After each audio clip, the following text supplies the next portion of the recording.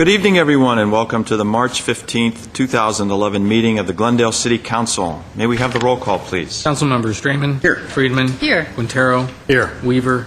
Mayor Najarian. Here. Councilmember Quintero, would you lead us in the flag salute? Yes, please rise.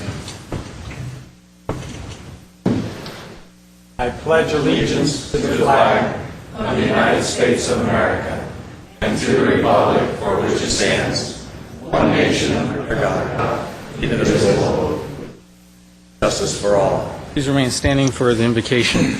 It was an invocation that I delivered yesterday, and I hope you'll pardon me for using it for tonight. French essayist and poet Marcel Proust observed that we say that the hour of death cannot be forecast, but when we say this, we imagine that hour is placed in an obscure and distant future. End quote. Hardly ever does it occur to us that life's gifts can be torn from us at any moment, that each breath we are fortunate enough to take is a gift and miracle. Sadly, the colossal devastation that we've witnessed in Japan has reminded us, or should remind us, of the fragility of life in our time together.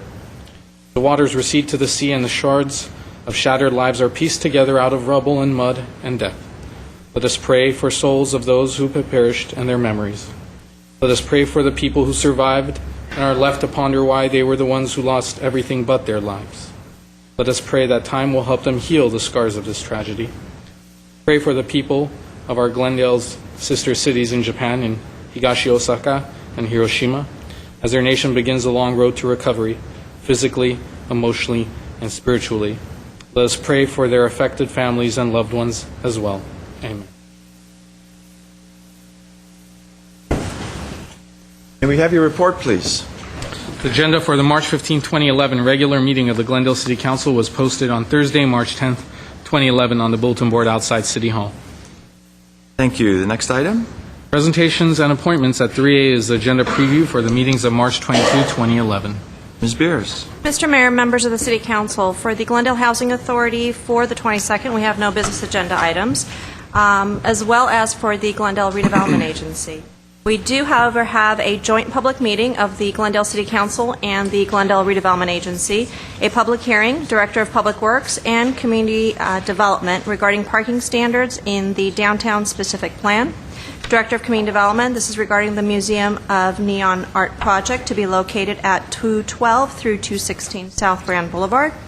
And lastly, Director of Community Development regarding East Side Brand Boulevard Improvement Project, schematic design of the pedestrian passage and alley parking lot improvement.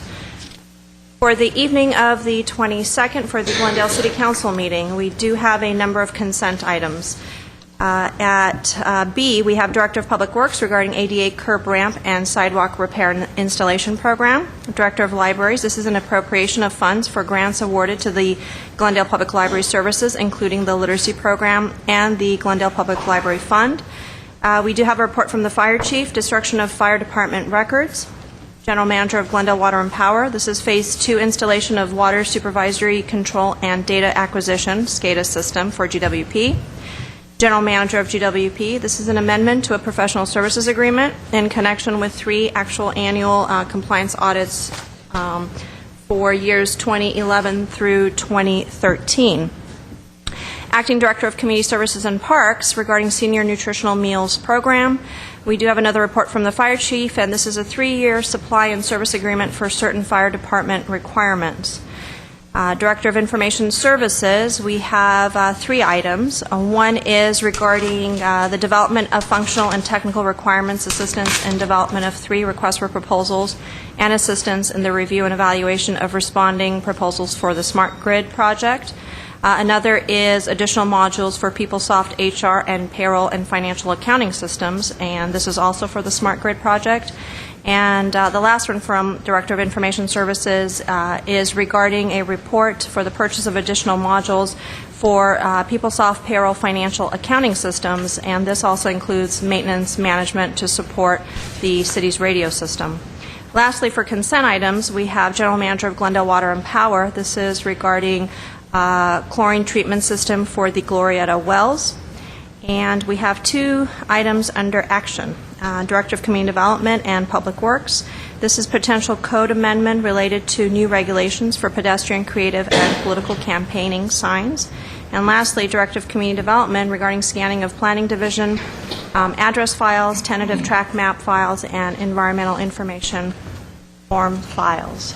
It's going to be a bit of a long evening. And that concludes my I thought report. we were going to have a short meeting next week. We have a number of consent items, so All consent. hoping Any to meeting move through. can be short, Mr. Mayor. Don't look at me when you say Thank you. The next item, please.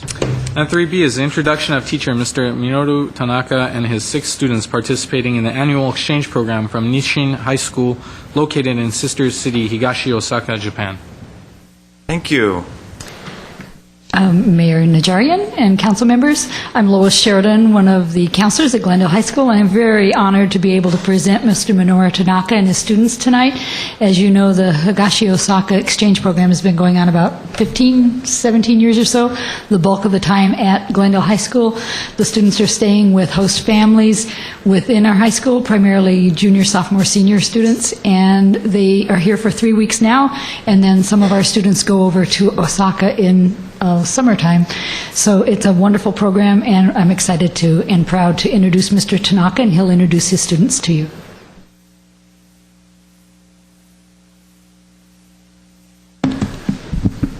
Hello everybody here. I am Minoru Tanaka from Nishin High School, Higashi Osaka, Japan. This is an outstanding honor to have a chance to speak to you all. This time I took 6 students on the exchange student program of Sister City relationship. And thanks to Dr. Deb Rinder, principal, and Mrs. Rose Sheridan, counselor here, and other old warm staffs and kind host families. We are having a good time and fantastic days. So every experience here at Glendale will be their most precious treasures, and I hope after coming back to Japan, those treasures will be the deeper, further motivation for studying English or studying foreign cultures. So we are leaving 28 in the morning, very short time stay, but we have to try everything, and this exchange student program is very important for us Japanese to try English. So this exchange program will last long, I hope sincerely. And at the last, thank you very much for caring about us in Japan for earthquakes and tsunami. Our city, Osaka, is located in the western part of the Japan, so luckily there is no problem, there is no damage. Thank you so much again and again. That's all. Thank you. And Thank you. I have something for this city. Please accept it. Thank you.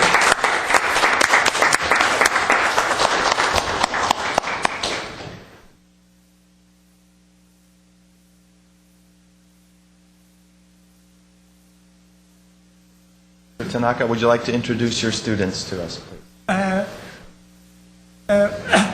Please let allow them make Their own short introduction. self-introduction. Okay, very good.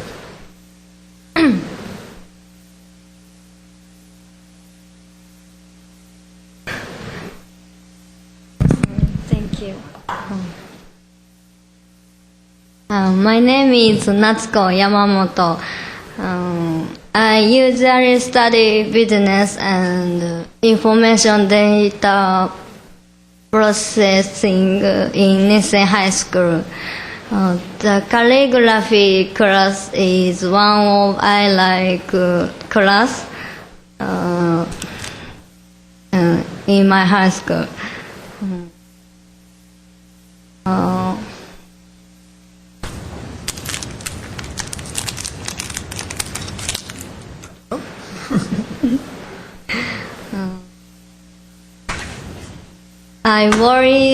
I am worried Japan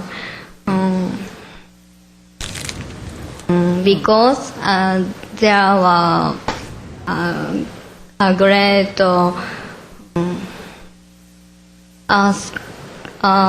earthquake. I cannot contact my parents. But I believe my parents are healthy. Thank you. Thank you.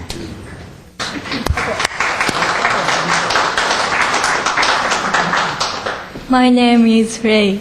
I'm 70 years old. Thank you. Thank you. My name is Kaname Takahashi. Nice to meet you. Thank you. Nice to meet you. My name is Maho Deguchi. I'm 70 years old. Thank you for caring about Japan. Thank you. My name is Shunji Maekawa. I'm 70 years old. Thank you. My name is Shinya, 70 years old. Thank you for your caring Japan. Thank you. Thank you very much. Thank you all for coming to Glendale. We cherish our relationship with our sister city, and especially educational exchange students, and we welcome you to the city of Glendale. We do have some small token of appreciation that we'd like to give to you, and if my colleagues would join me, we'll pass them out to you.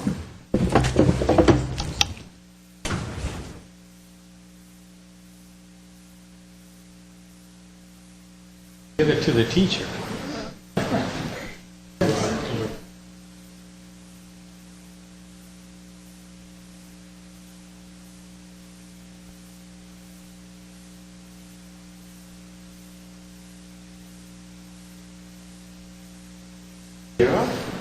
Who's left?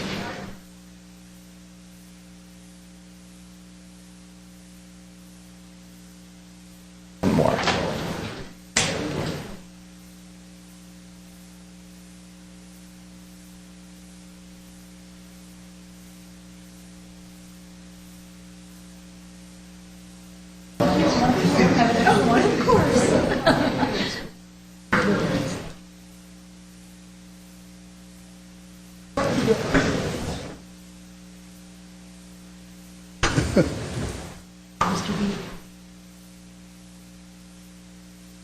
Thank you very much, students, and Mr. Tanaka.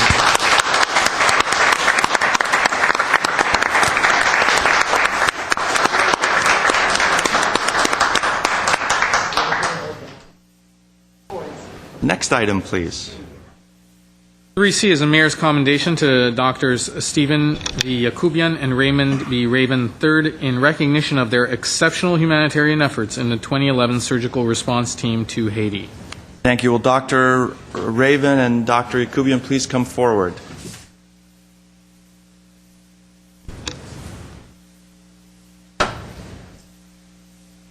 And I always say, gentlemen, that Glendale is a city full of caring and compassionate people who are willing to give their time, not just to residents of our city, but to residents of the world, and they will help whenever they can. And you two gentlemen really highlighted the efforts of some of the Glendale citizens throughout the years. And I read about you in the news press and saw some pictures of you and your work in Haiti. And you recently, I understand, returned from a one-week visit to Haiti. It's about 1 year post-earthquake, if not more.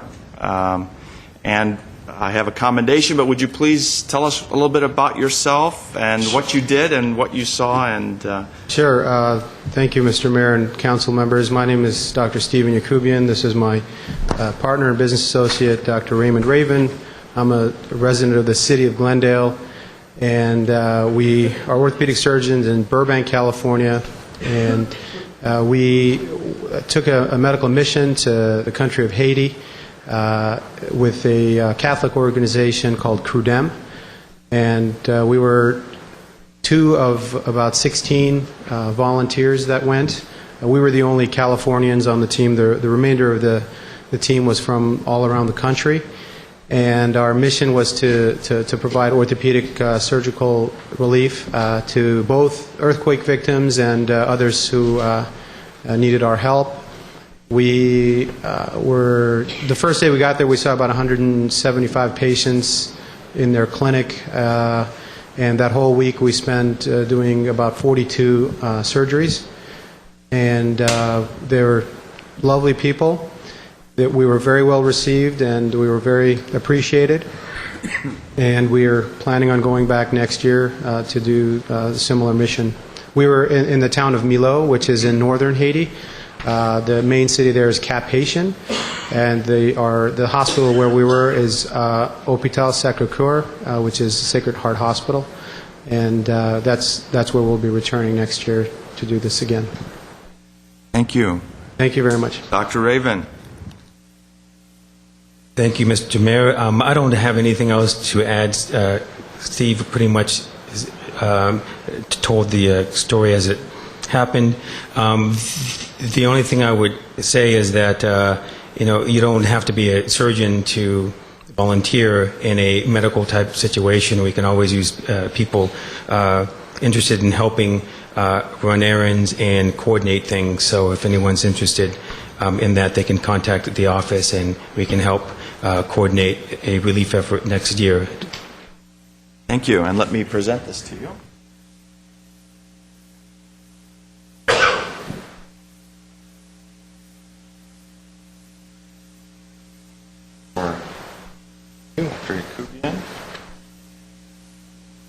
And I didn't read it, but it says it's in recognition of your exceptional humanitarian efforts with the 2011 surgical response team that traveled to Haiti. The Glendale City Council commends your leadership, dedication, and tireless commitment to providing much-needed assistance to the Haitian people.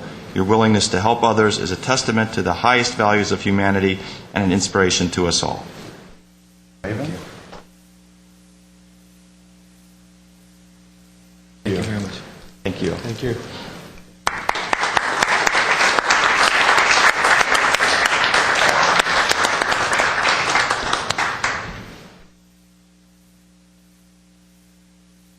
Mr. Starbird, we have one other item. Turn my mic on here. Thank you very much. There's a great deal of talk today in both private and public organizations about succession planning, the ultimate goal of which is to develop in-house talent and individuals to assume positions of leadership in an organization. Glendale is in that enviable position this evening as I request of the City Council that you approve my appointment of Jess Durand as the permanent Director of Community Services and Parks. A little bit about Jess. I know a lot of people in the community know him. He has been with the City of Glendale for 33 years. We will forgive him the 6 months he spent at the beginning of his career with Los Angeles County. He came to his senses and came to work for us in the Department of Community Development and Housing, where he spent most of his 33 years, rising to the level of assistant director. And then with the retirement of Madeline Blake, I had the pleasure of appointing Jess as acting director of the department, where, among other things, he oversaw essentially the dismantling of the department and the distribution of operations to the 3 newly reformulated departments that you're familiar with: community planning, community redevelopment housing, and community services and parks. Following that, Jess became the assistant director of community services and parks. And with the retirement of George Chapshin, I appointed Jess to the acting director position right around the end of 2010. It's my pleasure this evening to both commend Jess for his work and to ask for your approval of my appointment as Jess Duran as the Permanent Director of Community Services and Parks. Jess brings a tremendous set of talents and skills with him. He's tremendously knowledgeable of the community, knowledgeable of the organization, and I know you know he is a mature, smart, consummate professional who puts Glendale's best interests first.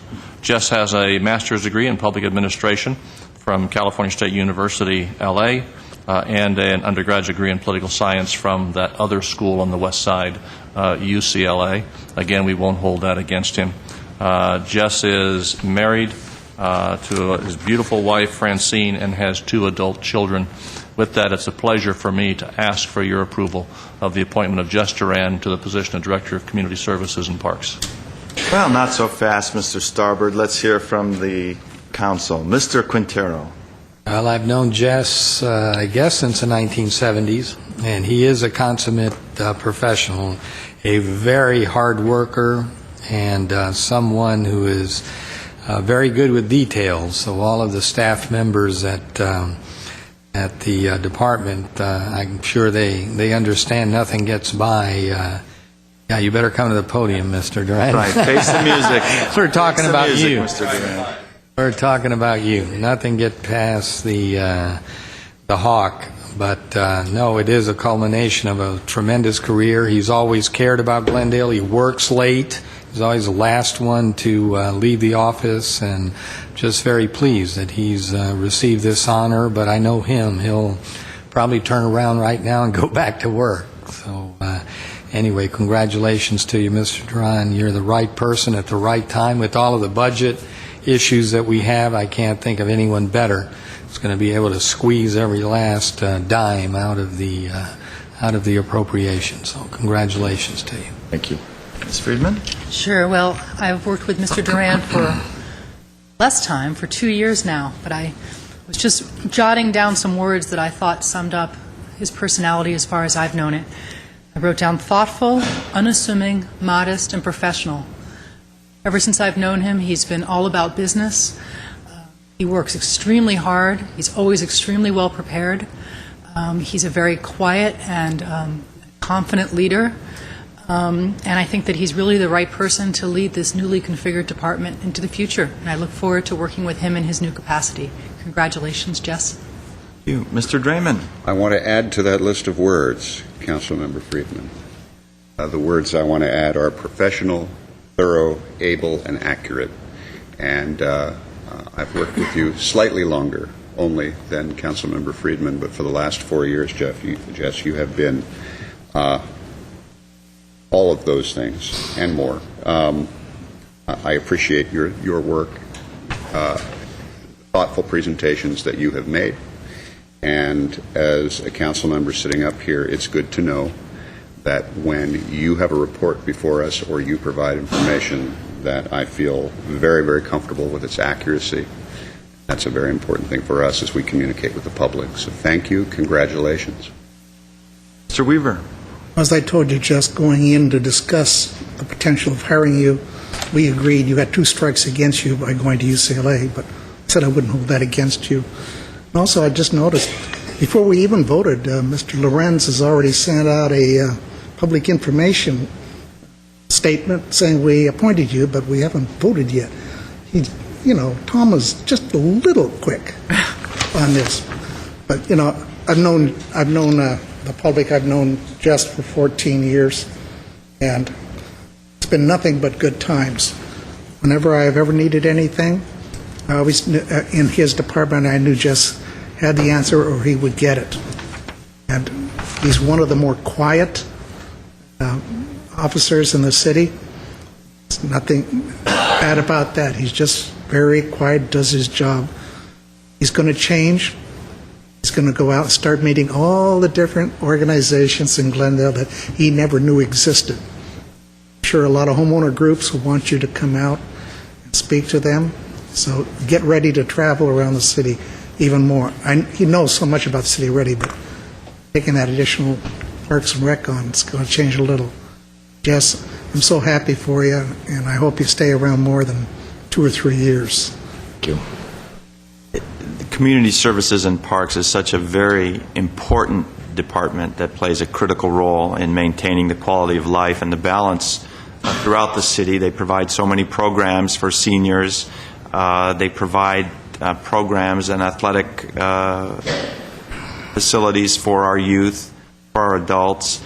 The list goes on, and it is my pleasure, Jess, to support you in your new role as the director of this department. I know you're going to do a great job. I know you have a great team working behind you, working with you side by side. I see Dave Ahern, who promised the pool. Does that promise of the kids in the pool by June still hold? Yes, it does. Okay. That'll be your first benchmark to keep that promise. I know you will, and I know you'll do us all proud, Jess, so I'm happy to support you as well. If someone would make a motion. Yes, I would like to move that the council, acting pursuant to Glendale Charter Article 4, Section 4, Article 24, Section 5.2, and Government Code Section 54957.1A5, hereby approves the selection by the City Manager of Jess Duran as the Director of Community Services and Parks for the City of Glendale. Second. Roll call, please. Council members Draymond. Yes. Friedman. Yes. Carroll. Yes. Weaver. Aye. Mayor Najarian. Yes. Congratulations.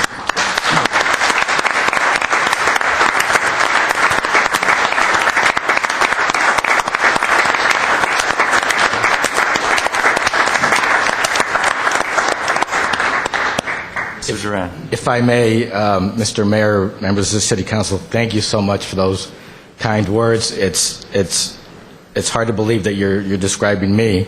It sounds like a very high bar that you've set. I feel like I'm being set up to fail, but I won't, Mr. Mayor. As you mentioned, the Community Services and Parks Department is a big department with varied responsibilities. Just as a reminder, we are responsible for park planning, design, and development, park and landscape maintenance, sports, recreational, and trail programs. We're responsible for the operation of community centers throughout the city, which we plan to focus on in terms of more of a multi-purpose type center in our neighborhoods. We're responsible for human services, including youth and family programs and senior services. We're responsible for the rental of facilities and event planning for the City of Glendale, and the Community Development Block Grant Program, which is our federal program, and homeless programs for the City of Glendale, and we're responsible for workforce development. We have several communities currently under revitalization that are coming online this summer, including the Pacific Pool, Griffith Manor, Maple Park, the barn at Dugmajan Wilderness Park. In addition, a couple of weeks ago, the City Council gave final approval to Phase 1 of the historic Riverwalk project, so we're very proud of those projects and look forward to sharing the opening of those projects with you council members in the coming months. The community expectations for the services that our department provides are very high as well. They should be, and so we hope to continue to live up to those expectations. Of course, we will be challenged with the budget and how to maintain service levels and to maintain those community expectations with less or by restructuring the way we do things in the department. And another key, I believe, is needing to enhance our collaborations and partnerships in the community to deliver services that residents need. We do have a very dedicated, skilled, professional men and women in our department, and we will get the job done, whatever that might be. Again, I want to thank the City Council for this opportunity and for your vote of confidence, and to allow me to continue to serve the City of Glendale and the residents in this new capacity. Thank you very much. Thank you, Jess.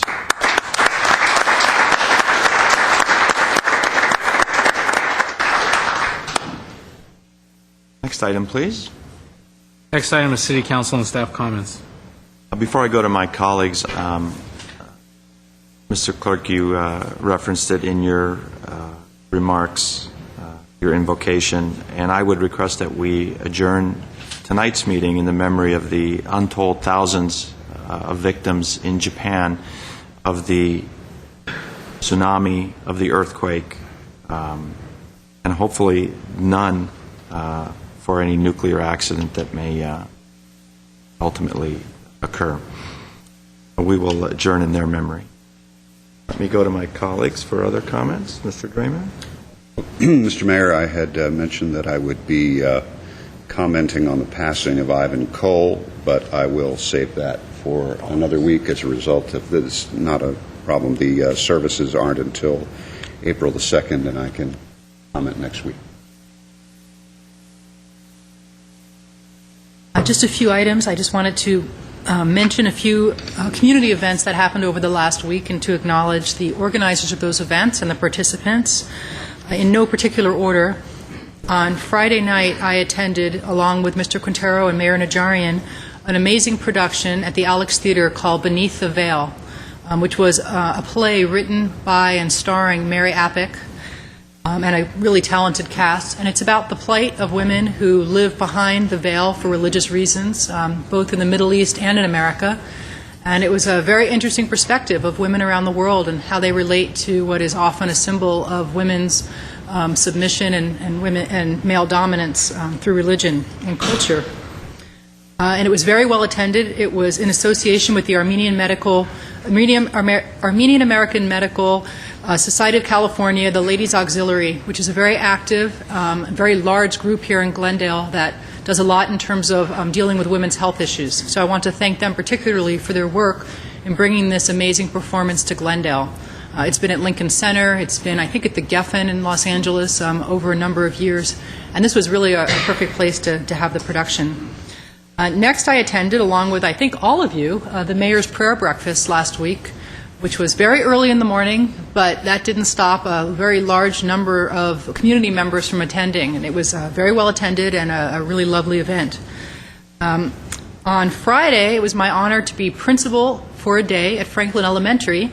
It was really great to get in and see the school operating for pretty much its entire day. And it was especially a privilege to see the language immersion classes in action, where I saw kindergartners who had been only in the program for 6 months speaking practically fluent Spanish, Italian, and German. Very impressive. I also attended, along with many of my colleagues and many of you, the Downtown Dash on Sunday. Unlike Mr. Starbird and Mayor Najarian, I did not run in the dash, but I did walk very quickly. So it was really a lot of fun, and saw, it must have had 1,000 people out there, a lot of people. It's very well attended, and of course the funds that were raised went to deal with stroke victims, stroke survivors at our local hospitals. And then last, in terms of events, I just want to announce that this Thursday night at 7 o'clock at Brand Library, there's going to be another candidates forum. And if you haven't seen one yet, or even if you have and you're interested, they're a really great way to get to know all of the candidates and what they stand for. And the election is on April 5th, and I just want to remind people that it's not only your right to vote, but it's your responsibility to vote. And then just one last thing, which is someone has brought to my attention something that I had been aware of a few years ago, but honestly forgot about until more recently, which was that we have a new, I believe, Beeline bus plan and some issues with the bus system that we need to deal with sooner rather than later. And I'd like to see that come back at some point so that we can look at what's happening with our buses, what the routes are, and most importantly, what's happening in terms of the economics of the buses, and what we're going to do in the future to try to increase bus ridership and make sure that our public transportation system is sustainable going into the future and well-financed. So if we could, I don't know if I need a second from someone up on the dais. It's coming before. It's on the agenda. Is it on the agenda at some point? Okay, I look forward to that. Thank you, Mr. Mayor. Thank you. I did run the Downtown Dash every year. I say never again should I just jump in and run a race when I don't do any training for the other 364 days. But it was a lot of fun. It was for the Glendale Adventist Hospital Stroke Center. It's a great center. And it's really turning out to be quite a highlight event for the city. I heard that there were about 1,500 people attending, which I think would be even more than last year. Very good. And to that 8-year-old who passed me on mile 2, I'll get you next year. Thank you. Anything else, staff? Mayor? Just want to, again, Councilmember Friedman mentioned it, but remind people that there is an election. April 5th, 2011 is our municipal election. In addition to the 2 seats for council, voters, eligible voters, can vote for 2 seats for college board, for the school board, as well as on Measure S. Sample ballots have been sent out. Everyone should have received them. If they have not received them by today, they should call our office at 818-548-4000 so we can follow up with the post office and find out the reason for any delays or why it did not reach their homes. People can also at this point request to vote by mail if they so wish. The deadline for submitting those request forms is March 29th. And I know I've thrown a lot of dates. The most important, of course, is April 5th, Election Day. But March 21st, this coming Monday, is the deadline to register to vote if you have not yet registered. Again, that's March 21st is the deadline to register to vote if you are not registered or if you've moved or for some reason need to re-register. Thank you. Next item, please. Next item is consent items. The following are routine and may be acted upon by one motion. Any member of council or the audience requesting separate consideration may do so before such motions are proposed. 5A has been pulled from the agenda. Mr. Weaver. Move the remainder of this consent calendar. Second. Roll call, please. Council members Draymond? Yes. Friedman? Yes. Otero? Yes. Weaver? Aye. Mayor Najarian? Yes. Next item. Next item is oral communications. This is a 3-minute announcement period. Thank you. Leon Mayer, followed by Arno Yeretsian. Good evening, Mayor Najarian, members of the council and staff. My name is Leon Mayer. I'm here on behalf of the Glendale Friends of the Library. And this Thursday is Susan Strait to talk about her book, Take One Candle, Light a Room. And I know most people have their commitments already lined up for Thursday, but if you don't, you're going to overlook a treat. Susan Strait is not only personable, vivacious, she's a great speaker, great entertainer, and she's a great novelist. And the book, Take One Candle, Light a Room, is a book that was honored by the Washington Post and Los Angeles Times as Novel of the Year for 2011. The book features characters from her previous novels and is set in Los Angeles and Louisiana. And in addition to her work as a writer, she has been a regular commentator on National Public Radio's All Things Considered. She teaches creative writing at UC Riverside. In 2008, she received the university's Distinguished Teaching Award. And the book talks about a family intertwined with the history of slavery and an old family murder. So she's a great novelist, and this will be a treat for you if you don't have any commitment. It's free, 7 o'clock this Thursday at the Glendale Public Library, and you get your parking validated, of course. Thank you very much for your patience, and hope to see you then. Thank you, Mr. Mayor. Arno Yeretsian, followed by Megan Ravada.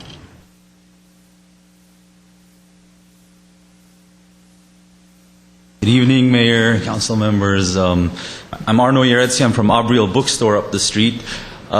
Before my announcement, I wanted to take the opportunity to thank Mayor Najarian for remembering my father, Harut Yeretsian, who passed away a few months ago.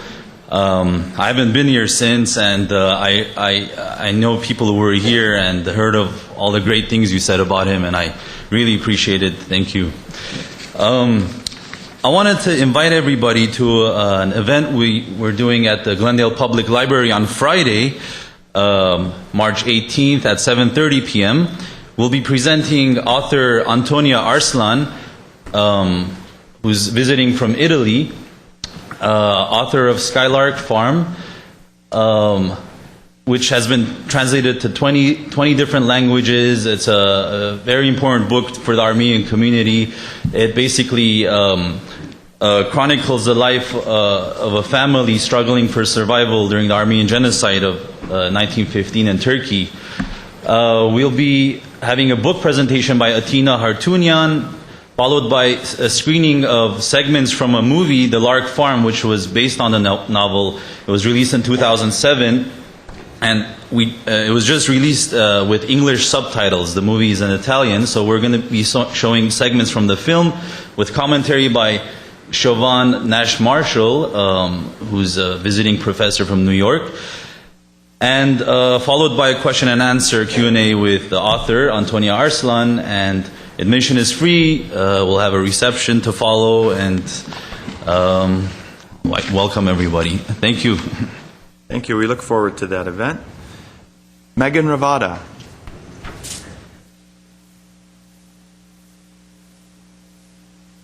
Hi, I'm Megan Ravada from the Salvation Army in Glendale. I'm here on behalf of Safe Place. Next week, March 20th through the 26th, is National Safe Place Week, congressionally proclaimed, so we're celebrating that. But rather than explain what our program is, for those of you who are not familiar, we had some students put together a quick video explaining the program, and I think it summarizes it much better.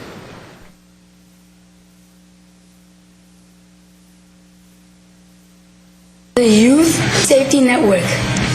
We are celebrating congressionally proclaimed National Safe Place Week and want to spread the word about who we are and what we do. Chances are you've seen our sign around town.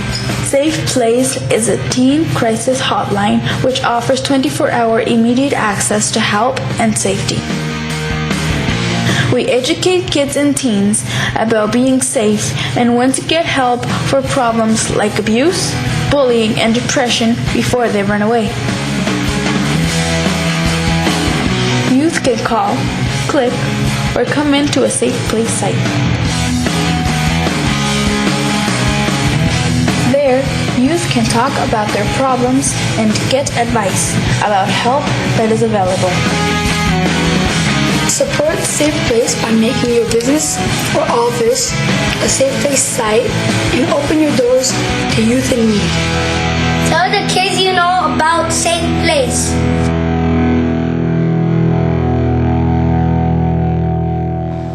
So that's a little bit about the work that we do in Glendale. Glendale is actually unique as it is the only city in Los Angeles County to have this program, so it's a tremendous resource to our youth.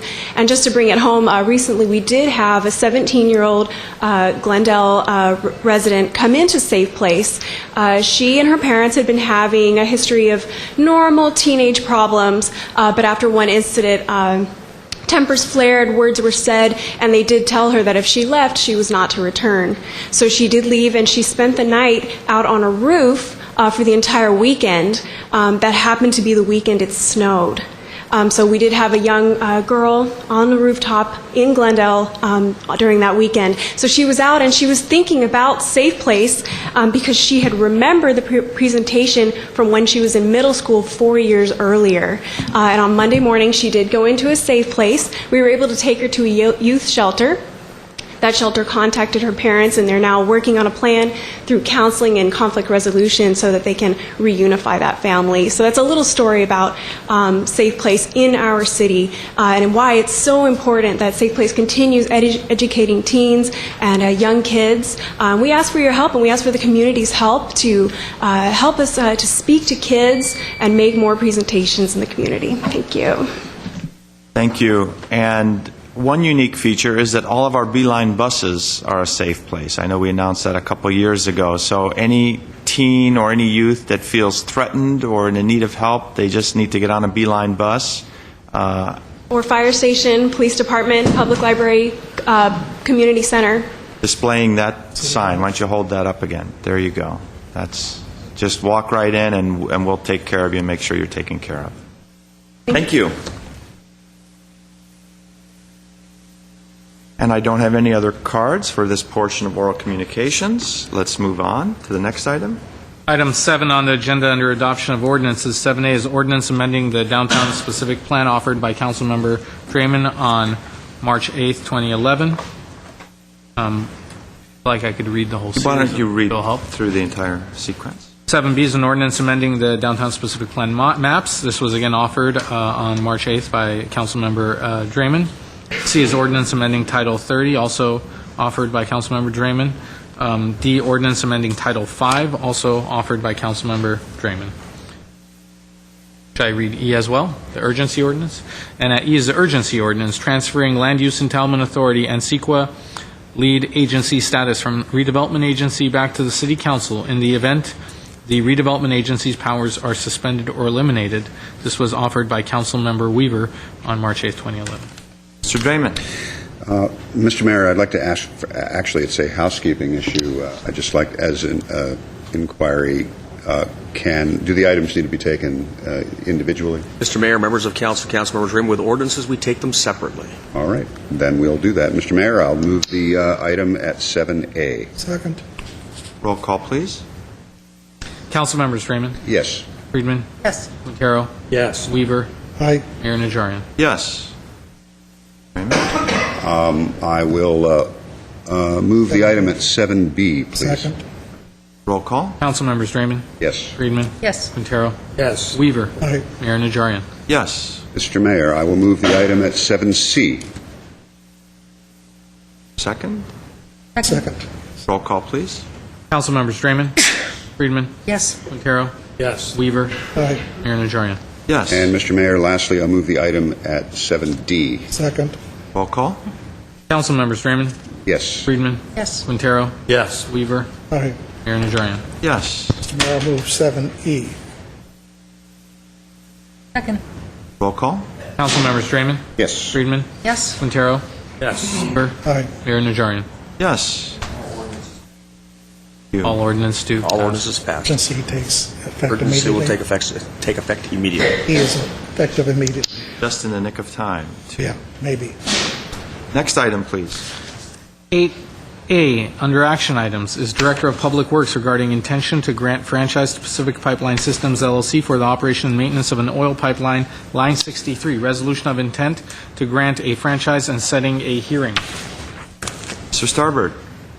Mr. Mayor, you might be having a sense of deja vu on this item because you did consider it and take action several weeks ago. We noted that the notice was not published timely, so we're having to go through the process again.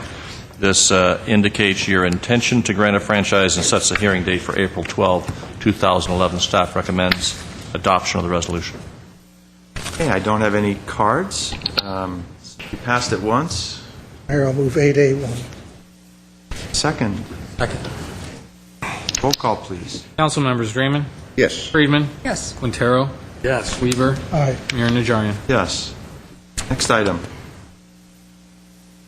I'm sorry, at 8E, I'm sorry, there is no 8E. Next item is we return to oral communications. Barry Allen?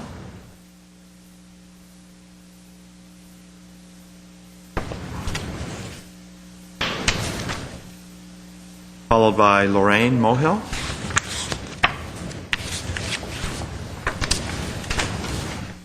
Thank you, Mr. Mayor, Council. I'm Barry Allen. And tonight we have a real short PowerPoint that Mr. Kasakian will get up on there. And I want you to know that this is not about me, right? It's not about the things that Mr. Quintero or Mr. Weaver will pull out. One moment, Mr. Allen. Mr. Mayor, members of the council, this council does not believe in and we do not censor items that come before us at oral communications. But I think a friendly, if not poignant, bit of advice to Mr. Allen is appropriate. In order to present this, Mr. Allen was required to sign and submit an authorization of a release and indemnity agreement to make sure that whatever information, electronic data as we call it, goes through a system to ensure that it does not have any viruses or infections or creates or otherwise corrupts the system.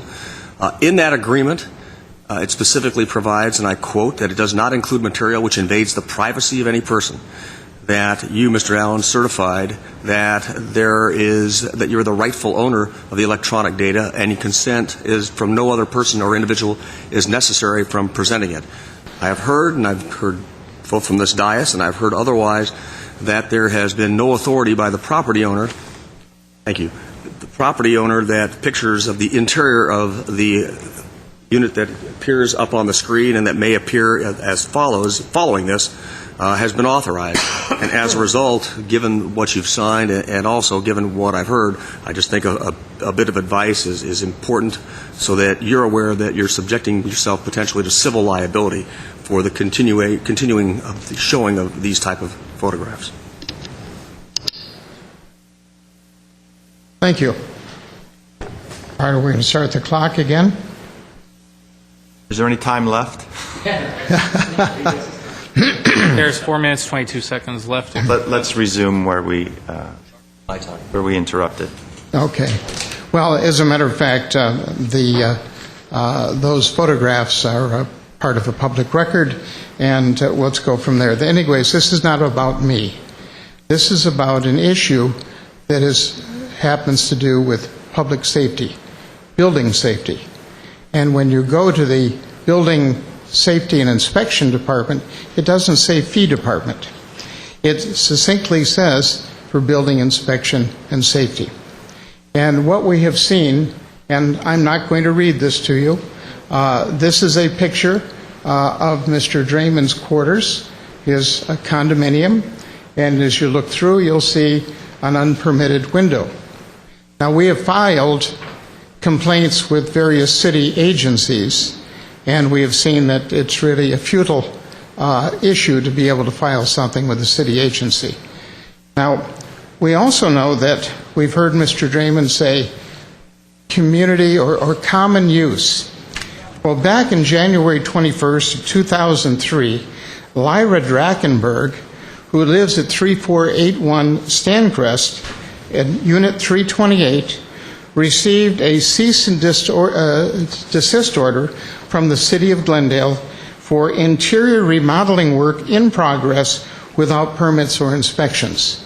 And what we are looking here, let's go to the next slide. What we're looking here is that those are hi-hats, lights that are put into the ceiling. Those have not been permitted. And as a matter of fact, there is a potential safety hazard of heat or sound going into the floor above.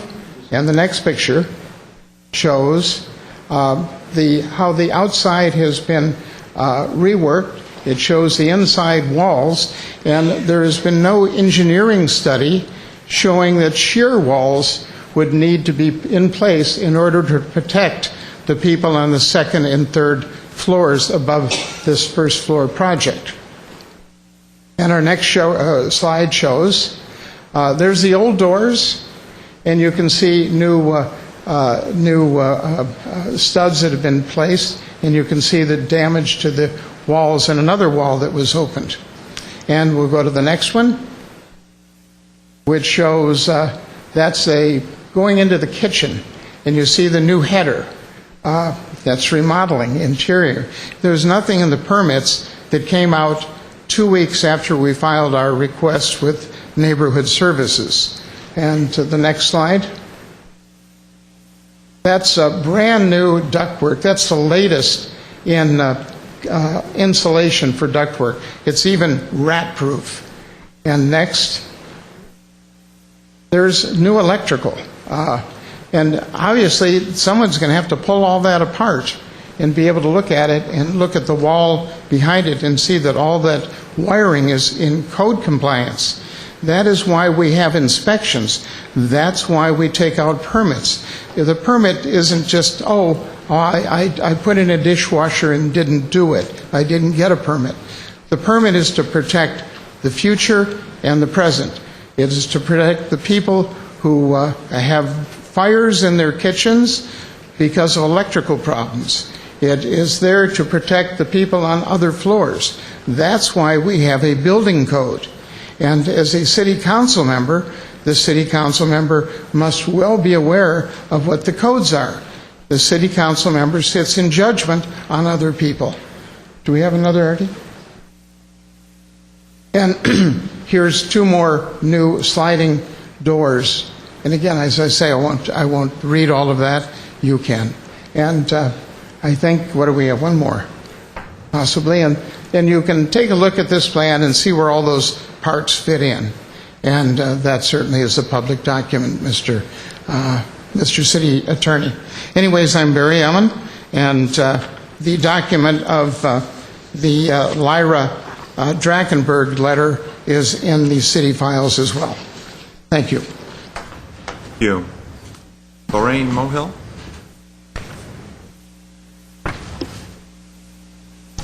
Followed by Mike Mohill. Good evening, Mayor Najarian, council members, and the public. With a heavy heart, I am here tonight. When my husband, Mike Mohill, decided to run for city council, I was very happy with Mike's decision, even though he was not politically savvy, but only a concerned citizen. We both felt, now and then, even after some friends had advised us that any past indiscretions brought out would derail his chances to still proceed. We felt that in our 60s, nothing could harm us, since we had the most important thing, our deep love and abiding friendship. Little did we know the vitriol that would follow. You may accuse us of one thing for sure, being naive. Not being in the political arena for long, we certainly had no idea of what was to come.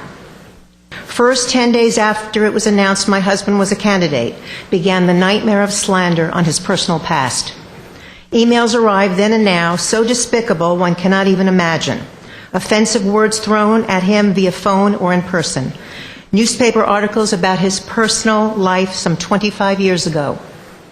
And an incident about a quite exaggerated tree hacking, front page news.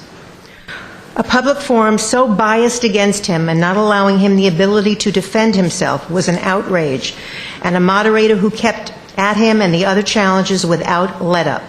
Had either one of us been politically savvy, which we were obviously not, we would have expunged Mike's record many years ago.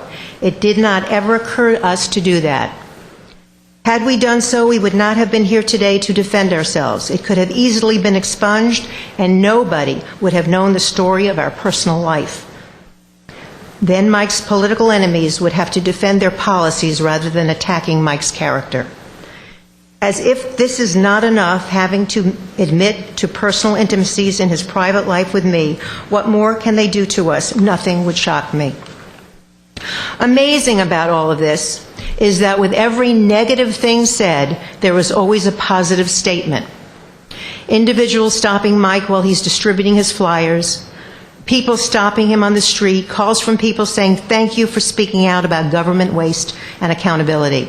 Thank you, Mike," they will say, "for speaking out because we are unable to do so either due to busy schedules or inability to fight the existing system, or being intimidated by those with more money and power than we. Thank you, Mike. You are fighting for us. You are our hero." And again, after every negative thing said, there was always something good said. One day I am up, and then the next day I am down. A roller coaster ride for sure for me. Not Mike. He just continues to distribute his flyers and never will give up. I will say, "Let us quit," and he will say, "Only if you want to, Lorraine." Then I will. Just like the old Timex watch, he just keeps ticking. How could I give up with his incredible attitude? Mike's strength, his positiveness, and his attitude it's always been there. He has always had my back. He never gives up. He's encouraged me for 40 years to do anything I wish to do. His kindness and his strength when I needed him most, when my parents passed away, the second and third loves of my life, enables me to be strong. He always remains my strength, and I his biggest supporter. People always say when we are together over the past 40 years, "Mike, you are one lucky man because your wife is a very nice lady." We often hear that sentiment, whether we're in restaurants, walking along the street, Brand Boulevard, the Galleria, the Americana. "Mike, you're a lucky guy. Lorraine is so nice." But what they do not know is that I am truly the lucky one. He is the hero of many in the community, and most definitely my hero. One last item. The Glendale News Press, which had a front-page article about Councilman John Draymond attacking my husband's past record and character flaws, has, as of this date, not published my husband's rebuttal. Thank you, Lorraine Mohill. Thank you. Mike, Mike, I had you up next, but please allow me to bring up Megan Ravada from the Salvation Army, and then you'll follow her, and we'll pick up with sequence. Thank you, council members and Mayor Najarian. I just figured while I'm here, I wanted to make an announcement on behalf of the Salvation Army for the Hoop Heroes Basketball Championship. That will be featuring the rivalry between Glendale's Finest and Glendale's Bravest. Our police department and our fire department basketball teams will be doing a charity basketball game March 26th at 3 o'clock at the Glendale High School. And all the benefits of this game will go to the Salvation Army after-school program. It's going to be a very fun event, very exciting, and we would like to invite you and encourage you to attend. Thank you. Also about the Salvation Army's relief efforts in Japan, anyone may text Japan to 80888 to donate $10 to the relief efforts there. Thank you. Thank you very much. Mike Mohill, followed by Alan Mohill.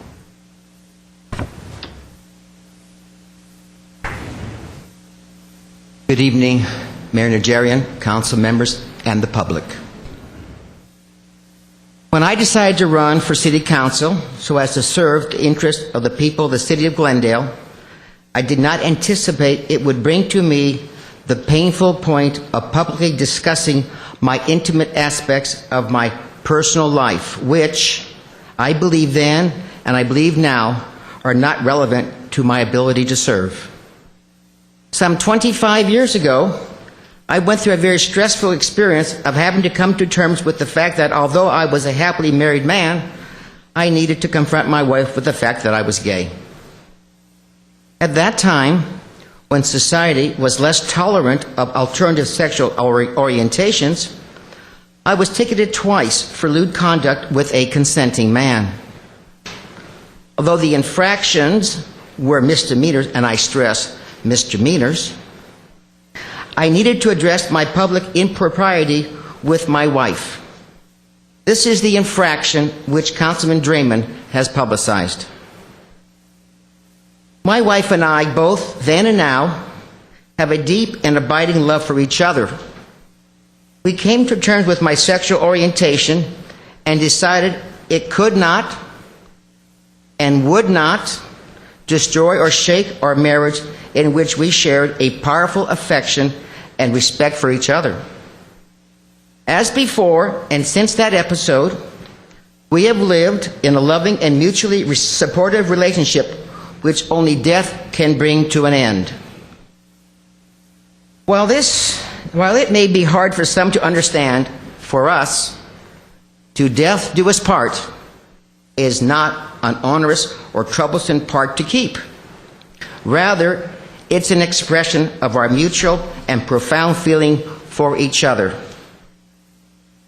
25 years ago, in particular among my generation, acknowledging that you were gay was not as socially acceptable as it is today. So my wife and I decided not to let our families know about me. This past weekend, we went through the painful process of sharing and explaining matters which we've kept from our families for 25 years. Just as Lorraine and I have an unshakable marriage, we have an excellent relationship with our families, and we believe that, in the end, we will emerge as a closer and extended family. At public forums, I have been asked, and in some cases shouted at, from the audience for the details of my 25-year-old arrest. I would hope this statement satisfies that lewd curiosity. I'm not so naive to believe this statement, as agonizing as it is, will not severely hurt my election chances. How badly, only time will tell.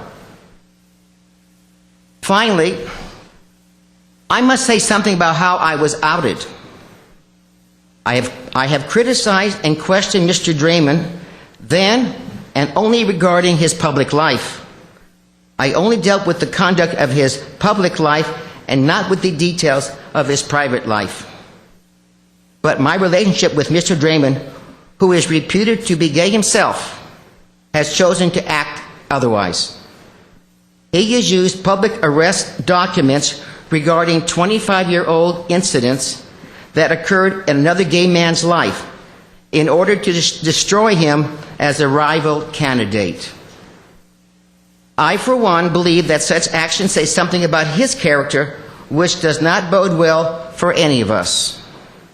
Each of you who either hear or read this statement must decide for yourself how this reflects on his character.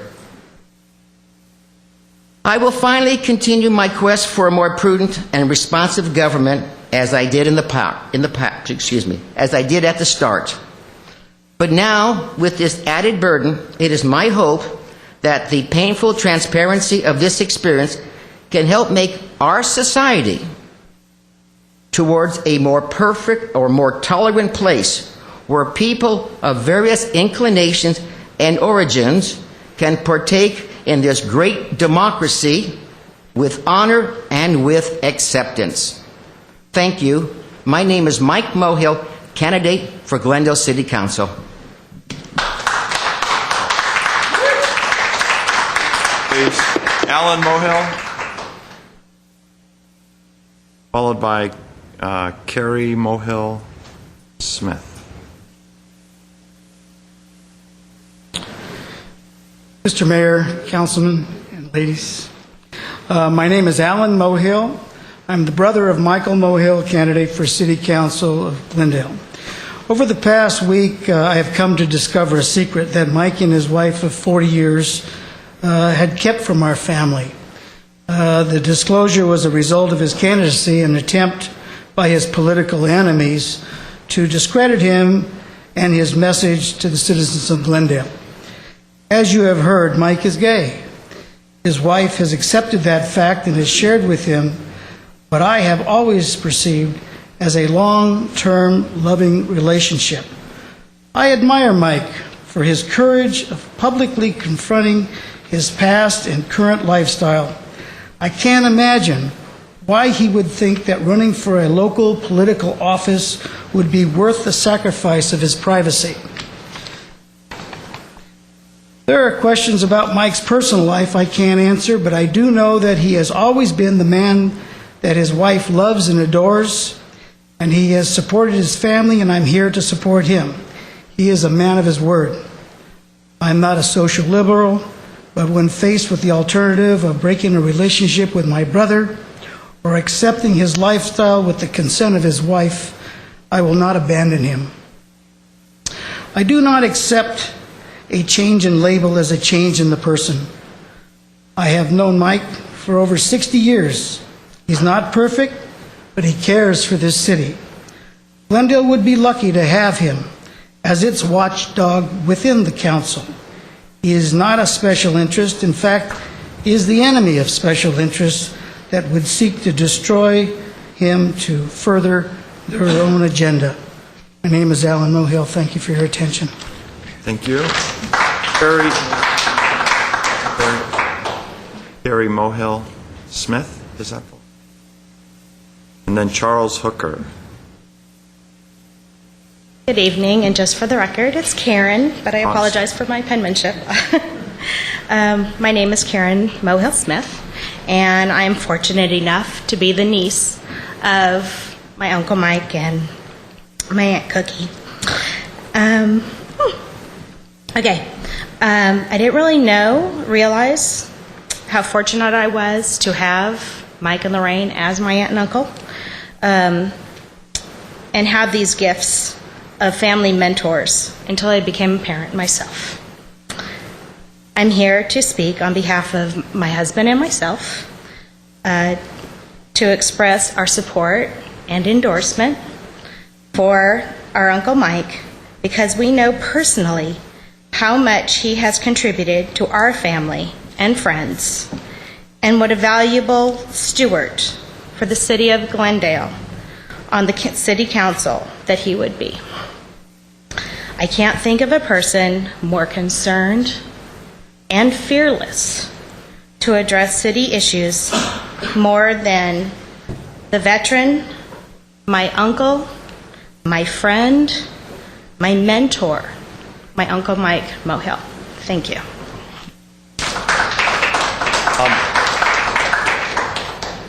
Folks, I want to be very liberal in the application of the First Amendment and the Brown Act, but our rules and our policy dictates that any of the comments have to deal with issues pertaining to the subject matter of the City Council. I just want to remind any of the future speakers that that's, I appreciate your comments that are in either support or against a particular council member or candidate, but it's not a candidates debate, so please try and bring it home to have some relevance to issues that the City Council has some jurisdiction over. Charles Hooker, followed by Coulter Mohill Smith. My name is Charles Hooker, lifelong resident of Glendale. Today on the news, I heard with sad regret the last World War I veteran died.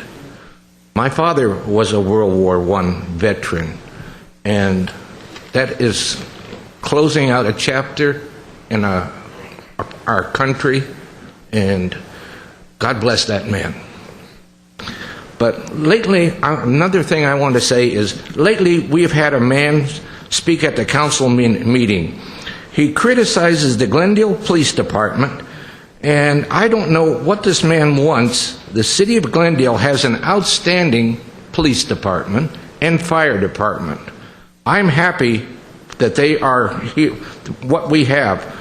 My house was one of the houses that burned on the 2 freeway when we had that fire a few years ago. I lost part of my roof in my backyard. But thanks to the fire department and to the Glendale Police Department, I have a house still to this day.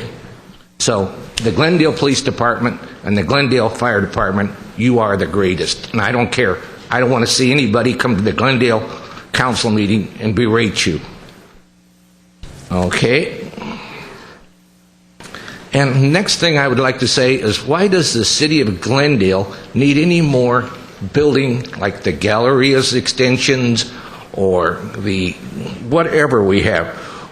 Glendale was a small town, small streets in that area, and it's not really designed to ever have this much traffic.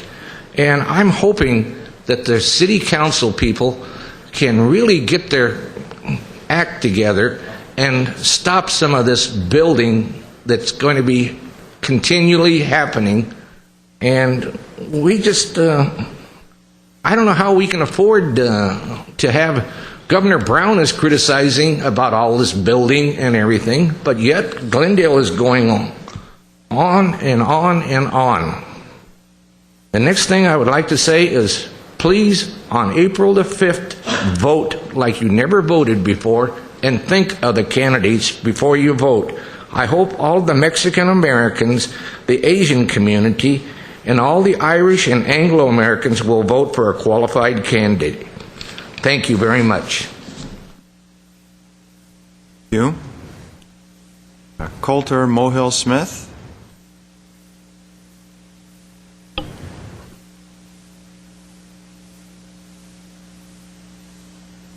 Pass. Okay. And then I have Karen Mohill Smith. Is that the same card that? Okay, because it's I can read Karen Mohill Smith now. That's good handwriting. The other one was a little bit. Bricia Mohill. Bricia.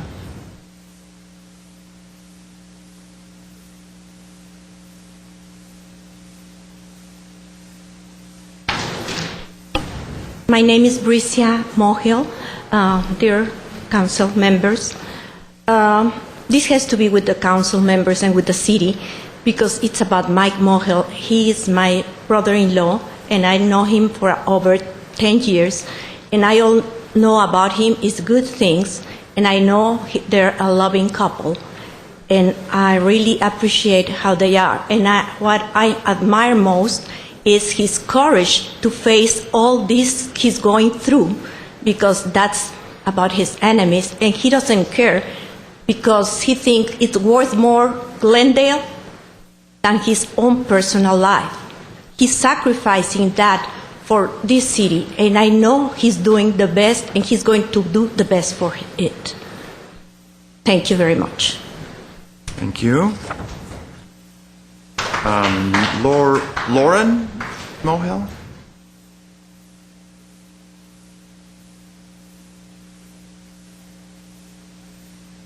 Hey, good evening, ladies and gentlemen and council members. My name is Lauren Mohill. I'm here in support of Mike Mohill. My name is Captain Lauren Mohill. Mike Mohill is obviously a mentor of mine. I support him 100%. He's just the greatest guy if you knew him. And he's integral in my life, and no person I know is there more integrity and honor and goodwill. Thank you for your time. Thank you. Rafal Mike Labutsky, followed by Margaret Hammond.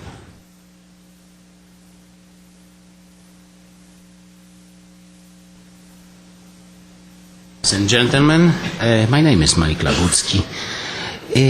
First of all, I would like to say that I'm happy that the issue of Armenian genocide was raised again here. I speak a little bit about it last time, but ran out of time. Hopefully I will have enough time to continue. First thing I would like to address is the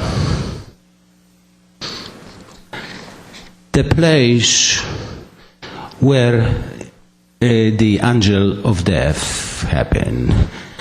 Actually, this is Glendale Adventist Medical Center. After I was kidnapped by Glendale police for the second time, and I want to emphasize that that happened about half an hour after I called first FBI, and then secondly I called the watch commander in the Glendale Police Department requesting help, because I was terrified that the police officer can behave like that. He not only violated my religious rights, which are sacred things, he intimidated all my neighbors around. He was so aggressive and so offensive in his behavior that, you know, there is simply a matter of having a regard for the uniform. Any uniform, if it's military uniform or police uniform, people in uniform have their codes, and those codes are unbreakable. Now, after I was arrested and kept for about 3 hours in the police car with my hands tightly cuffed behind my back, and I was sitting on those hands, and I was getting numb and sick, I was transported to Glendale Adventist Medical Center. And I experienced an interesting things.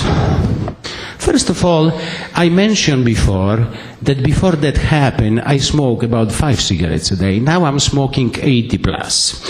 Now here, for the record, our Surgeon General said that 1 cigarette can kill you.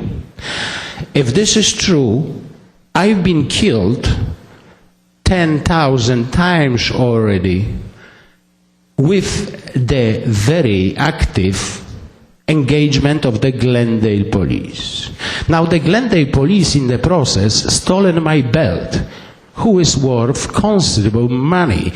But more than money is the matter of history, because this is the Buffalo Soldier's belt. I don't know what they did with it, but I guess since Mr. Hooker has such a deep belief in the police, the council should investigate and find that belt and find the guy who stole it. Now, I want to say that I have the list of countries and various smoking laws instead of including U.S. smoking laws.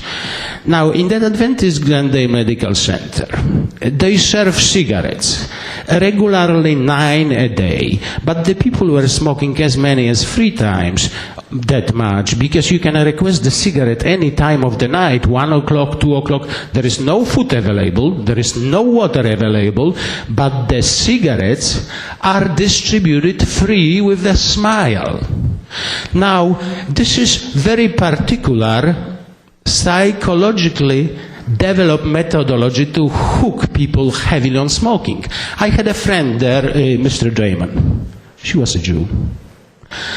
You know what she was doing? She was in horrible shape because she was so addicted to smoking that she was collecting butts about that size,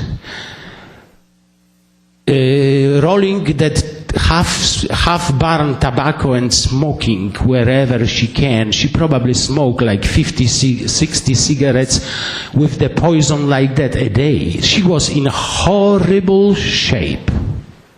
This is unbelievable. But there were also Armenian people there, sir. And those people were treated the same way.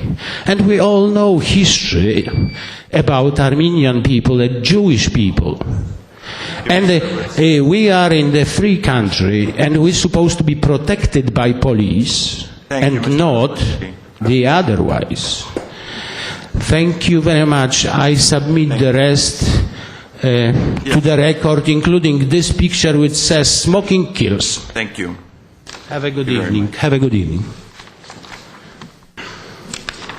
Margaret Hammond.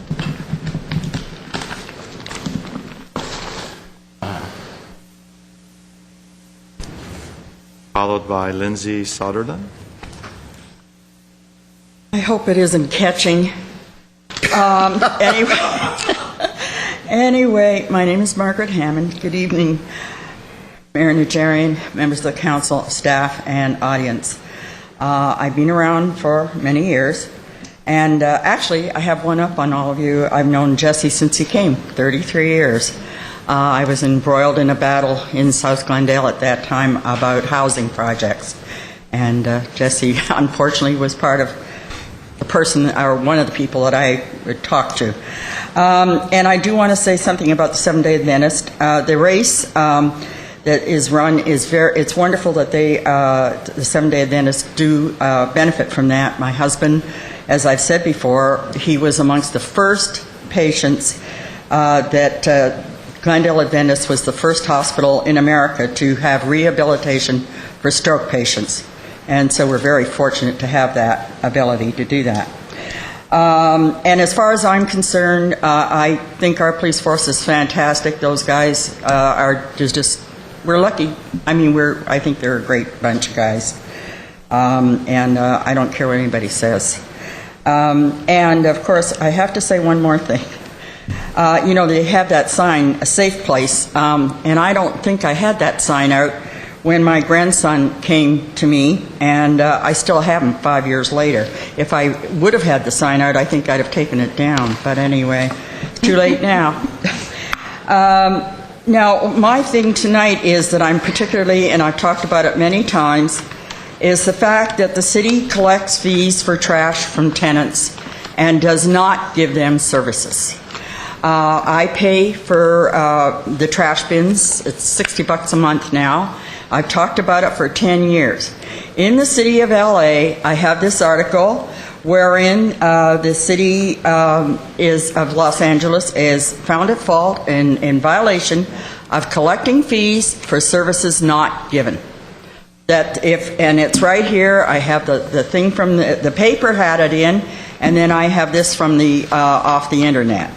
And they have to refund the fees to tenants that apply for it. They have been found guilty under the law, and the whole thing is here. the court were the sources and the whole thing, and where to call pursuant to getting your money back if you're a tenant. I do feel very strongly about it. I've said it over and over, that it's not fair that you charge for services that you are not supplying, particularly since I pay for the trash pickup at my property. So again, I'm bringing this to your attention, and I am saying what somebody wants to do or what the tenants want to do, I think they ought to be demanding their money back. And that's the way I feel about it. If they are not getting the services from the city that they are paying for, and when I tell my tenants when they rent my property, and I was telling them, oh, I pay for the trash pickup and you don't have to worry about that. You only have your phone and your electric and your whatever to take care of your gas bill. But I take care of the trash because I pay for that bin. And then they tell me, no, you're wrong. You're not telling the truth about that. So I do want to bring that to your attention again, and I will keep on bringing it to your attention. And as I say, as far as the matter of the police department, I don't know how anybody, I know we all have good and bad eggs, but our police department, any dealings I've ever had with them, and I've had dealings over my 50 years in the city, they have always been very courteous and helpful, and,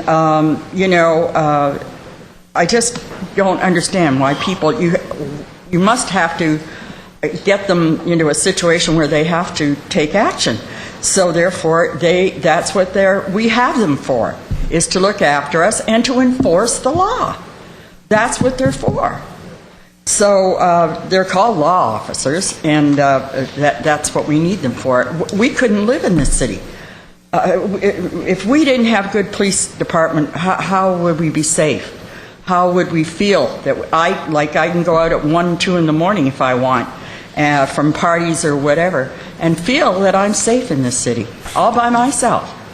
So I only have to say that. I don't know how many times I've said it before, but I'm saying it again. Thank you. Thank you. Lindsay Soderlund, followed by Michael Morgan.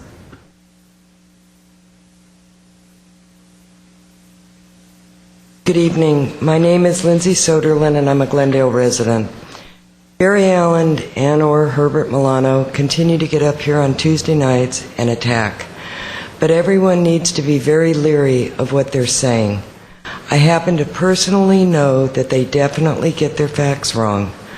I don't read the Vanguardian, but when I was here on January 4th, a friend said I should look at it since I was being referred to in one of their articles. On that night, January 4th, I called these so-called watchdogs attack dogs. In the Vanguardian, it was stated that A, I had never spoken in front of you before. I have, and Mr. Allen would be well advised to stream a few city council meetings. He'd see me. And B, the Councilman Draymond had written my speech. Wrong again. My son and I wrote that speech. And I stick by what we wrote. You are an attack dog. Here's another fact. These two pieces of information would have been absolutely simple to get right. Instead, Barry Allen and the Vanguardian's policy is to simply choose their own personal reality and go with it. No fact-checking, no authenticating. Just alter the story so it best fits their purpose and move on. So to everyone I would say, take whatever Mr. Allen and his group have to say with a grain of salt. The one thing they never do is verify. They make it up as they go. When that doesn't work, they simply throw mud. They seem to be very unhappy with the city of Glendale and all of her leaders. So my thought is maybe it's time for them to move. Thank you very much. Thank you, Michael Morgan, followed by Bill Weissman.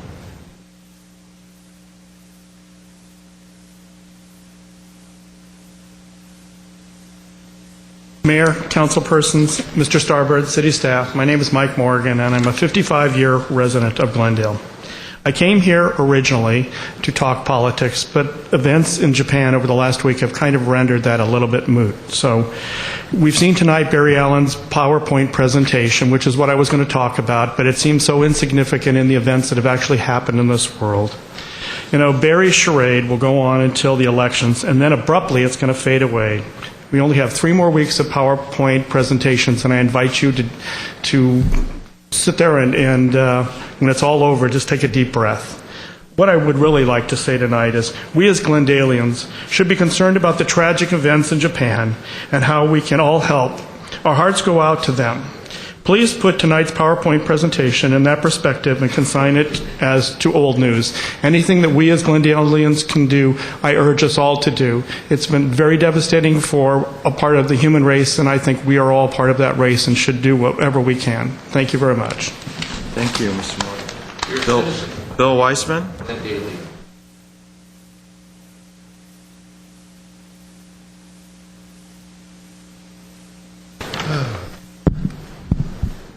Good evening, Mr. Mayor, council members, city staff, and the public. My name is Bill Weissman, resident of far north Glendale. And I want to echo what Mr. Morgan just said regarding what's going on in Japan. That's pretty much what I've been obsessing about for the last few days, and glued to the TV and the computer watching what's going on. And thinking about the rain that's due to come here next week, and we all know that the big one in terms of earthquakes is only a matter of time. I wanted to talk to you tonight about a potential hazard in my neighborhood, and I'm kind of going to get there by a roundabout route, but I think I will get there eventually. I've been thinking a lot about my dad, especially when hearing the news of the nuclear reactors in Japan. My dad passed away in 2004. He was a mechanical engineer and a registered professional engineer, and he specialized in pressure vessels. He worked for the California Division of Industrial Safety, which I think was the agency that later became Cal OSHA. His territory included all of California from the central coast to the Mexican border, and when I was in junior high and high school, he used to take me on inspection trips with him. So I got to see some things that most kids my age didn't get to see. I got to see the boilers in the physical plant at Hearst Castle in San Simeon that were used for heating the pools and other purposes. Got to visit oil fields and refineries. And what I've been thinking about most lately were a couple of other visits we made. One of them was to the fast breeder reactor at North American Rockwell in Santa Susana. And the last one was I actually got to be inside the containment chamber at one of the units of the San Onofre reactor before it was fueled, actually be inside the containment chamber. And my dad was a safety engineer. His job was to make these nuclear facilities and other facilities safe for people to work in. And I remember him, he was at one time hired as a consultant by the government of Denmark to give recommendations regarding a spherical anhydrous ammonia tank. And hydrous ammonia is really, really dangerous stuff. It's used as a refrigerant in fish processing plants. And so he was in Denmark for a long time, making sure that facility was safe. But at San Onofre, I specifically remember him talking about the tsunami walls and how they were over-engineered to withstand any expected tsunami. I remember him talking about the containment domes, which were made to withstand a 7.0 quake, while the quake in Japan was a 9.0. So it's got to get you thinking. I remember seeing the advanced cooling system. The San Onofre reactors don't have those big cooling towers like most reactors because they have a huge pipe that goes out into the ocean to bring in cooling water. The containment domes at San Onofre were engineered to withstand a direct hit from a jet airliner. We've seen what happens, though, in Japan when even the best of engineers can't cover all contingencies, like siting their backup generators, which are needed to supply power to emergency cooling pumps on low ground where a tsunami could flood them. I think about this a lot when I think about the thousands of tons of dirt that are piled on the hill above my house and the homes of my neighbors at the Los Angeles County Flood Control Sediment Placement Site. The engineers say that it's safe. I hope they're right. Thank you. Herbert Milano.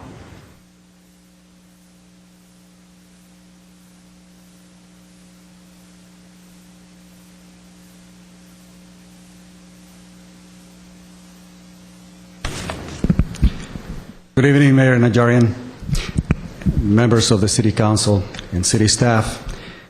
In a few moments, I will be presenting a PowerPoint on some of the trends, economic trends in Glendale for the past 10 years. I have been presenting this on a frequent basis here before you because I realize that many people who have cable, charter cable, only watch Channel 6 once a month. About 20% watch once a month. So in order to be able to have enough individuals see these trends, I would need to have to come here on a frequent basis to at least assist in the process.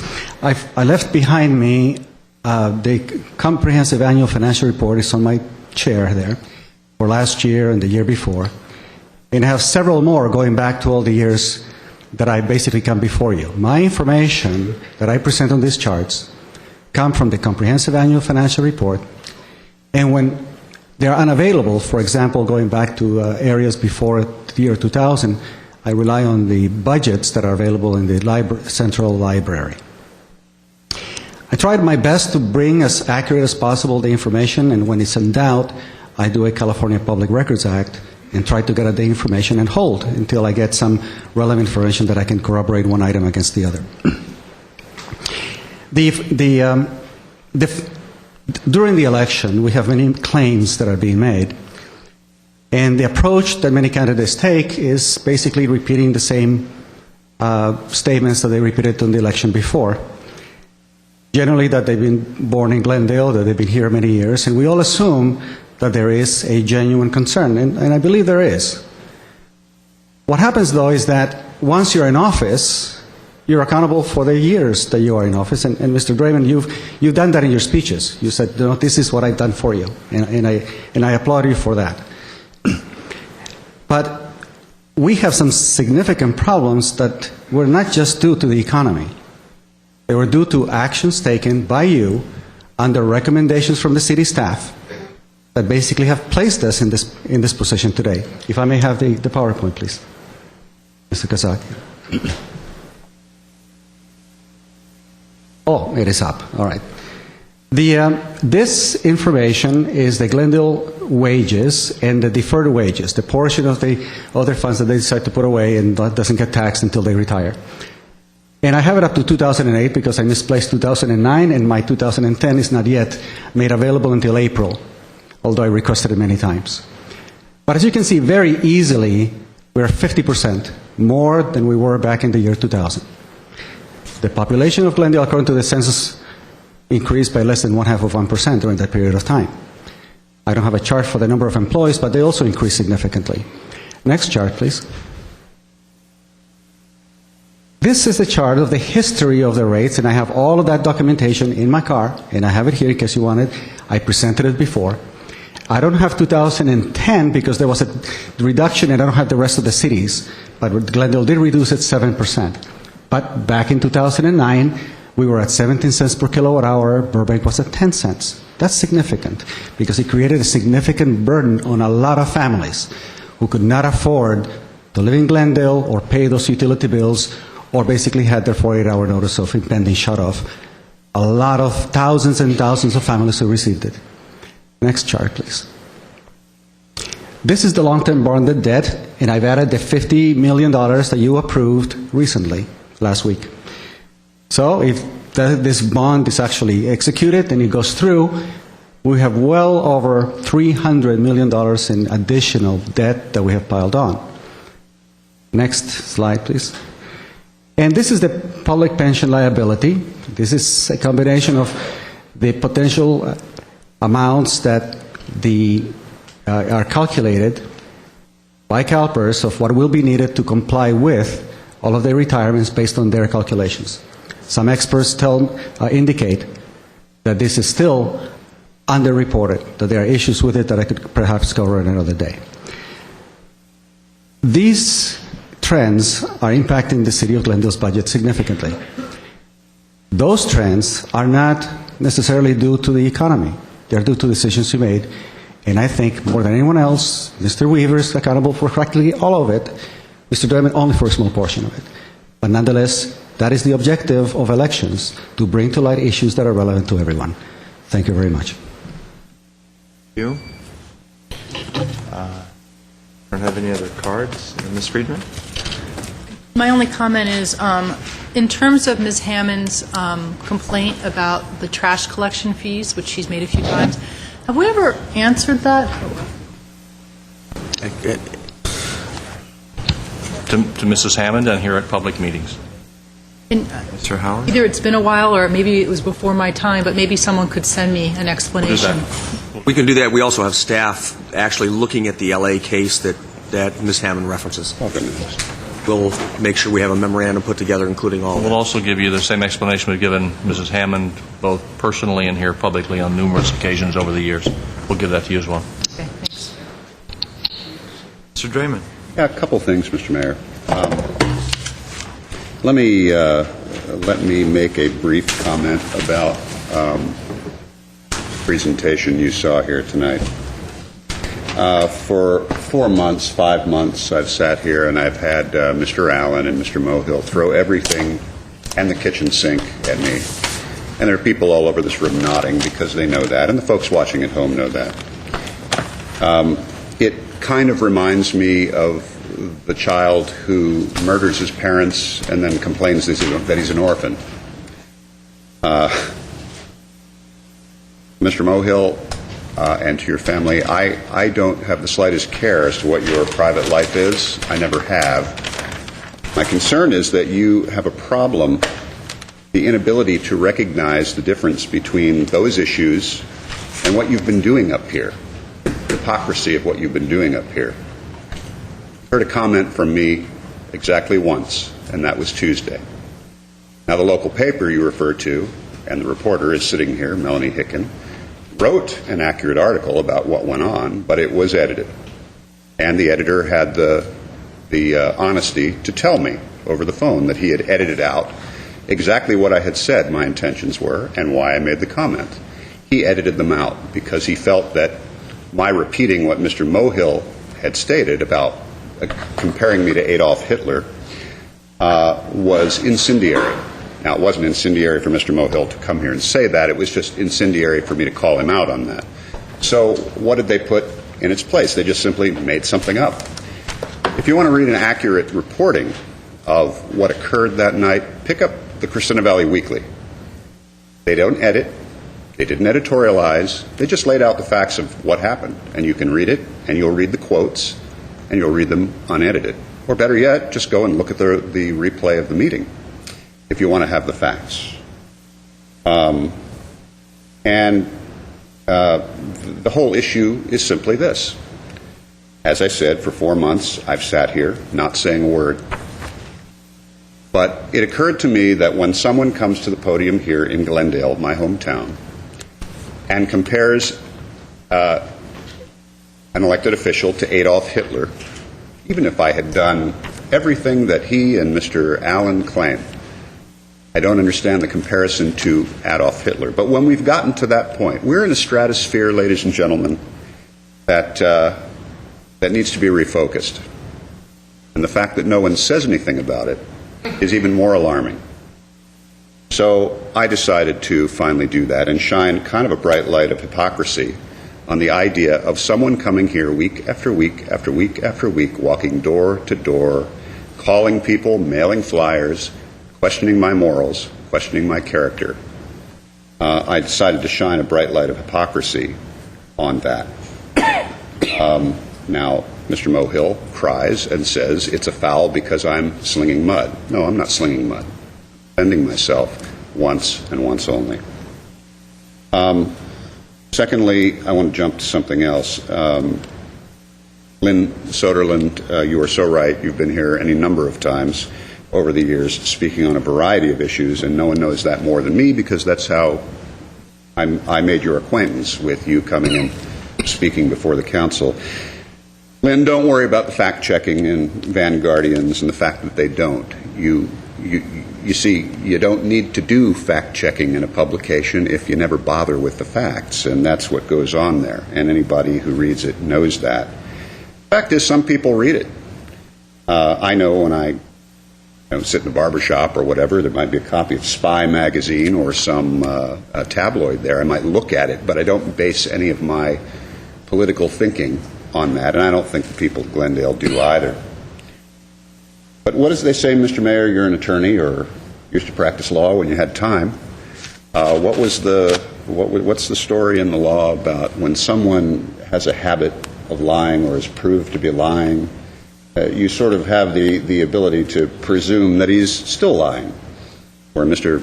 Allen's case, when his mouth is moving, you can tell. But this is the fellow who filed a report with the Center for Disease Control in Atlanta, Georgia, claiming that Montrose was a cancer cluster.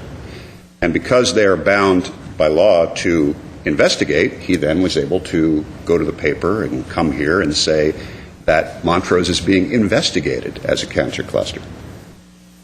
He's the guy who claimed that he was the director of civil defense in his hometown in Michigan.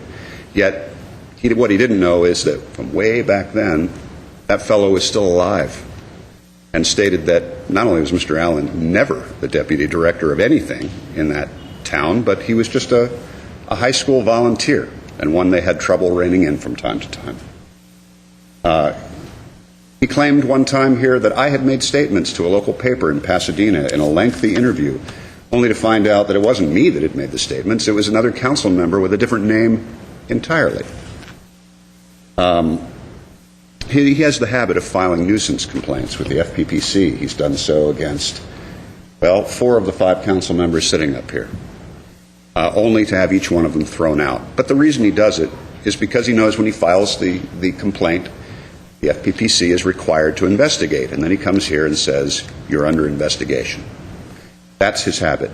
He even claims to be Barry Allen, and he's not. I mean, that's the ultimate thing. Well, for 4 months, I've been sitting here while the team of Mohill and Allen have been working their magic up here, and to some degree assisted by the newspaper.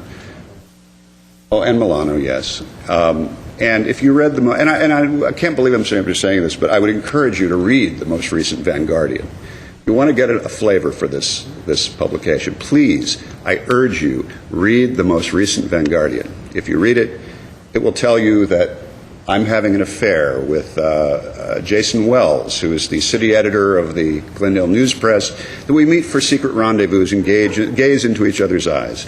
And you'll find out that Mr. Quintero is having a secret romance with my campaign manager, why they sat at a forum, practically holding hands, thigh to thigh. And it goes on and on. And in a previous publication, it was he was hallucinating on me in a federal prison cell with a dominant other who was asking me to take my pants off. Now, ladies and gentlemen, that's the publication, and that's the publisher who is just here showing you photos of my home. We're not sure how he obtained those photographs, mind you, but the fact of the matter is, let me ask you a question. What was existing and what was not existing? Where was the water intrusion? Where was it not? What's common area? What is not? Mr. Allen is a master of taking a nugget of truth and a nugget of truth and stitching it together with absolute falsehood. That's his habit, and you're looking at you're hearing from the people who work with him day in, day out. They're very busy. Jerome Lawrence, the playwright, once said, fanaticism and ignorance are ever busy, and they need feeding. This, folks, is what we have coming to the council dais. To the extent that there was anything unpermitted that I was required to permit, I had a written contract with my contractor that stated they would obtain the permits and I would pay above and beyond the face value of the contract. When I had the slightest whiff, that there was anything in my condo, yes, Mr. Allen alluded to it, I bought a washing machine, found out I needed a building permit. Bought a dishwasher, found out I needed a building permit. You want me to smile for you? Bought a new garbage disposal, found out I needed a building permit. put a new light in over my dining room table, found out I needed a building permit. And there were other things as well. But the point is, the minute I got a whiff of that, what did I do? Mr. City Attorney, what did I do? Had your contractors meet with the Director of Planning and myself to find out exactly what was needed and how to go about obtaining permits. And what did they say they would do? They said they would immediately file the appropriate documents and the application for the appropriate permits. But you'll recall Mr. Allen was here criticizing me for doing that quickly. That's the twist. Mr. City Manager, is this unusual? Is this something that would be different from any other citizen in the City of Glendale? In terms of the process you're following, no. Exactly. But Mr. Allen wouldn't have you think that. You're going to hear the wildest stuff between now and the election. You'll hear some of it from the newspaper. Now, some of the newspapers that have contacted me, like the Montrose Patch, who's been snapping photos to the point that I don't think any of my colleagues can even see anything but dots up here tonight, have the courtesy and the honesty to say, Barry Allen contacted us with this information. Would you care to comment? Or the CV Weekly, or others. Other newspapers come here, or they contact you, and they say, we have a document. It's ironic to me that the Thompsons can come here and say, this man, Barry Allen, ripped me off, stole my money. People who contributed the money, Lynn Myers, Margaret Hammond, have said, he ripped me off. They didn't get the money I contributed. They don't write about that. They use him as a source. That's an amazing irony to me, folks. Anyway, I've probably said enough, and I thank you for your time.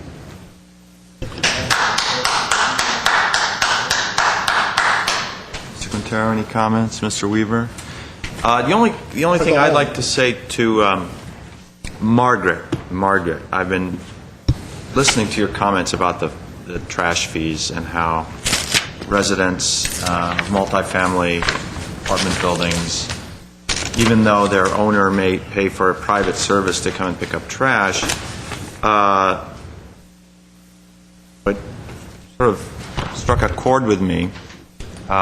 Until I started paying close attention to what goes on in a lot of the neighborhoods with the multifamily apartment buildings. And what I see is an enormous amount of large items, almost on a daily basis, from the natural turnover of tenancies, a natural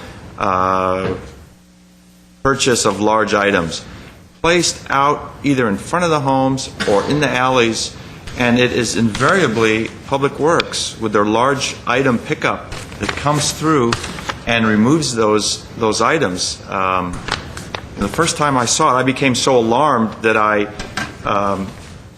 took a picture on the new city, what's it called?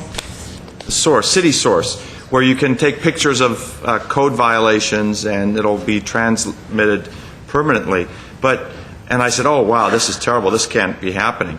But day after day, I would see, and I still see, couches, mattresses, tables, furniture, broken furniture, huge boxes, old refrigerators just dumped out into these alleys. Thank goodness we've got Public Works out there. They must be roving 24 hours a day picking this large stuff up. And the point is that those fees aren't necessarily covered when you pay for your private pickup. Those private guys aren't picking that stuff up. They're coming in with their bin and their loaders and they're loading it out. But it's our Public Works Department, our sanitation department, that is doing all that work and picking it up. So I'm not saying that's a complete answer or a complete explanation, but clearly there's a lot of benefit that is being afforded to those apartment dwellers and the apartment building owners, that charge that you're being assessed is going towards some good use. And I'm surprised. I mean, I've been spending some time in South Glendale, near this area, and it's just an incredible amount of stuff, and day after day I'm just surprised at the speed and the quickness that Public Works is able to go in and pick up those huge, large items. And I'm sure no one's calling it in and saying, oh, I've got an item to be picked up.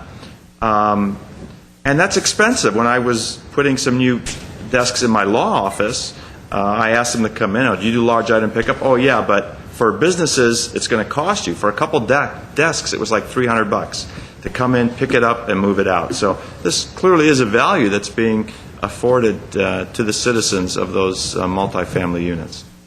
So add that on top of what Mr. Howard and Mr. Starbird have told you, and maybe we'll satisfy your issues.